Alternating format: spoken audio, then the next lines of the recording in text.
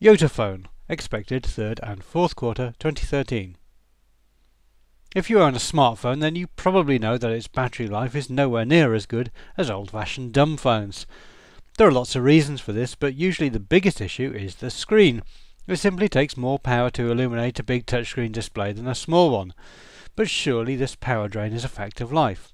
Well, not exactly, because if you own an e-book reader such as an Amazon Kindle, then you'll already have come across big screen devices that seem to last on a single charge for weeks. There are many differences between an e-book reader and a smartphone when it comes to power drain, but one major one is the display technology. Where smartphones and tablets use some sort of LED or OLED technology, an e-book reader will generally use an electronic ink display, sometimes called an electronic paper display or electrophoretic display, EPD. These have been around for a long time and first appeared in the Motorola Phone F3 5 years ago, and more recently the Samsung Zeal sported an EPD as a sort of keypad. Modern EPDs boast up to 400 dpi screen resolution and can be as large as you want, although they are still limited to being monochrome only panels. So why not use an EPD in a smartphone? Well, the refresh rate on an EPD is very, very slow, and the black and white technology is not suited to a lot of smartphone applications. You couldn't play a game or watch a video, for example.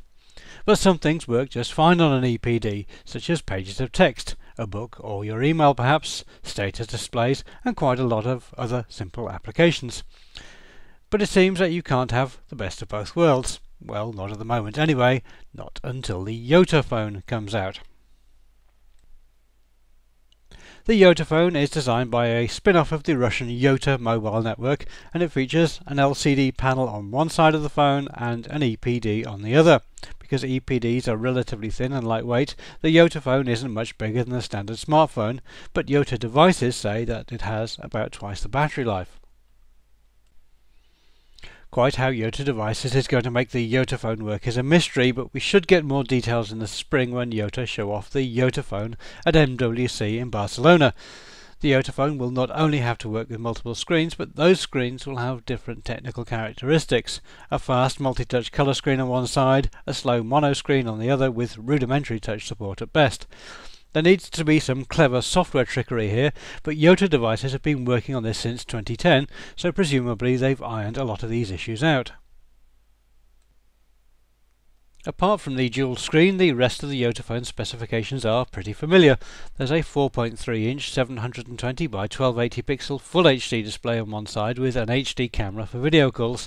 On the other side is a 4.3-inch EPD camera of unknown resolution plus a 12 megapixel primary camera. Inside is a dual-core 1.5 GHz Qualcomm MSM 8960 processor with 2 GB of RAM and either 32 or 64 GB of non-expandable flash memory. The YotaPhone supports LTE 4G data, NFC and wireless charging.